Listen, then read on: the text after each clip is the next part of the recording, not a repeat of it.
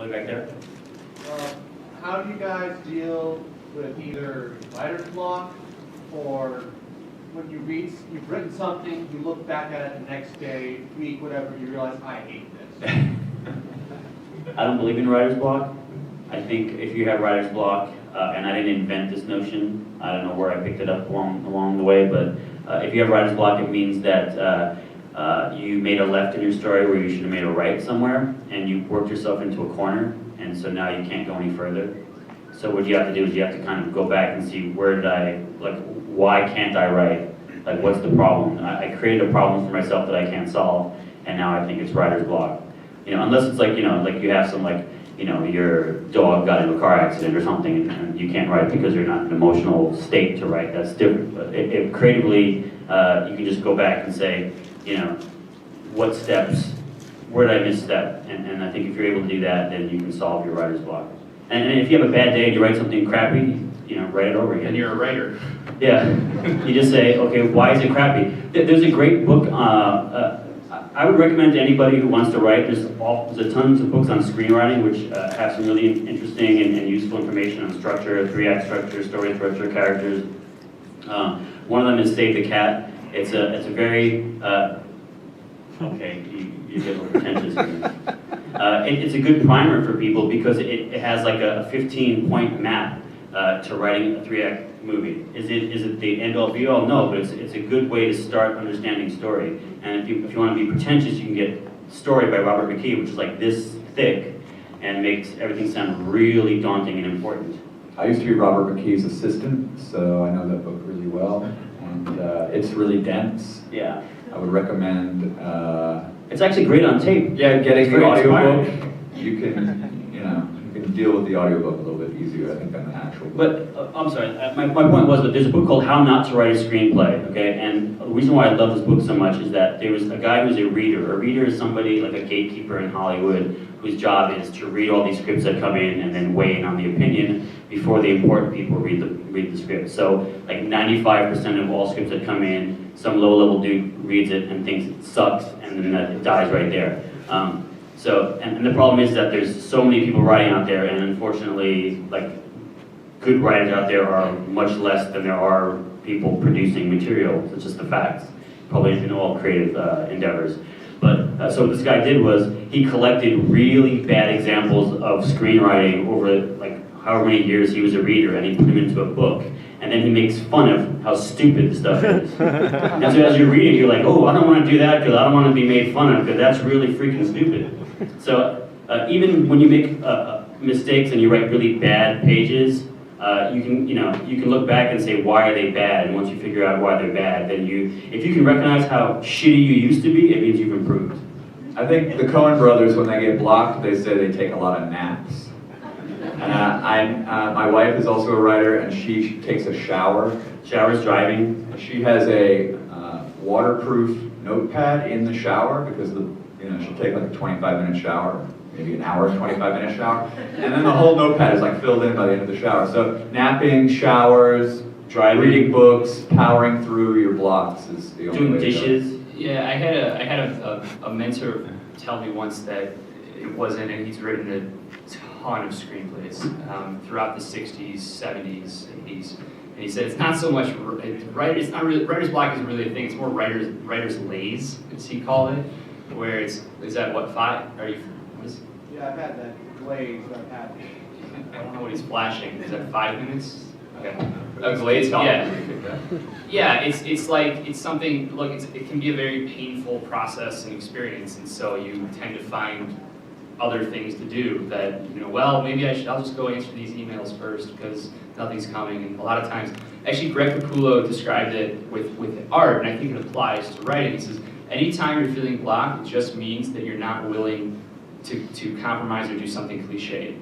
So eventually, if you keep pushing, you will find a way to break through that because you're trying to innovate and you don't want to do something that you've seen before. So then that's a healthy thing. The one thing I would say about books and everything, that because I agree, like there's like Story and Save the Cat, and Vogler has a book that's good. And the only thing is you want to be really careful because that's a dark and dangerous path that you can jump into where you get it into the books and you think now there's a magic formula for doing things, and there isn't. And there are templates and there are guides and there are ways to break things down, but like there's not a magic formula. And in addition to that, the other thing too is that you can sometimes feel like, well, if only I just go read this book, I won't work on my own stuff because I haven't read this book yet, I'm gonna go read this book. And then you get so like fixated on how to write that you're not writing, you know?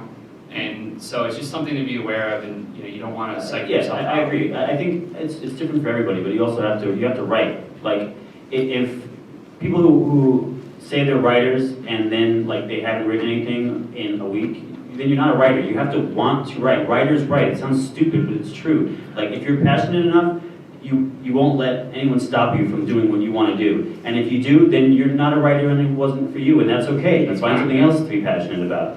You know, use a tool. Like, you know, books can be tools. They can be guides. You know, reading screenplays, reading other comics. It's all, you know, as long as it gets you down on that freaking piece of paper or laptop and writing, then go for it. And writing for yourself is a lot harder than writing for someone else, Yeah. I find. Yes. I find if you have somebody paying you, somehow the pages just come out.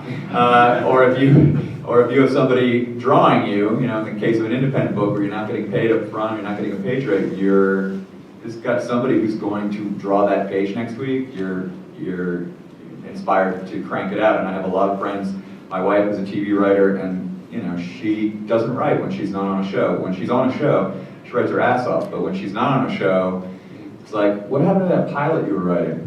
You know, she likes the structure of being in a room with a bunch of writers, having a boss, deadline, universe created, you know, already. She likes that stuff. Having a support system of other writers is a pretty awesome thing too. Like Brian and I talk about stuff all the time. We read each other's stuff.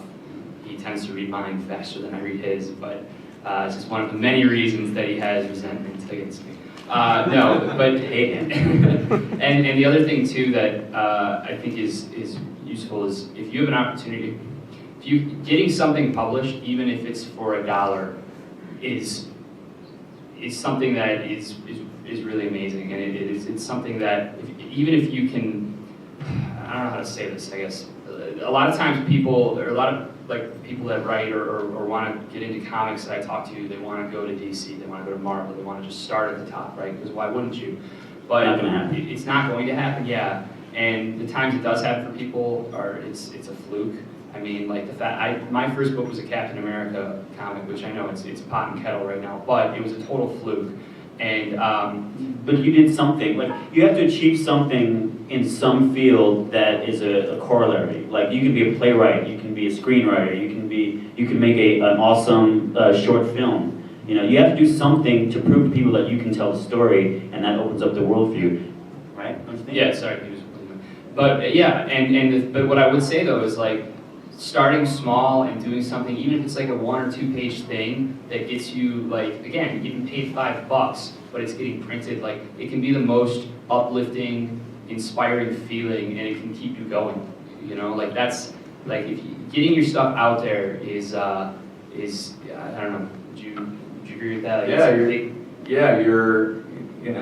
or even, you know, the other thing that motivated me when I was starting out was competitions. Screenplay competitions were huge motivators. Like, oh, I've got to submit for that competition.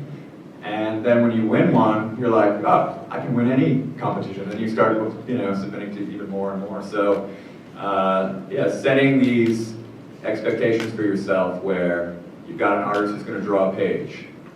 The work, you know, the unconscious mind just pushes that story out if you've got somebody waiting to read it, or somebody waiting to draw it, or somebody, you know, waiting to pay you for it.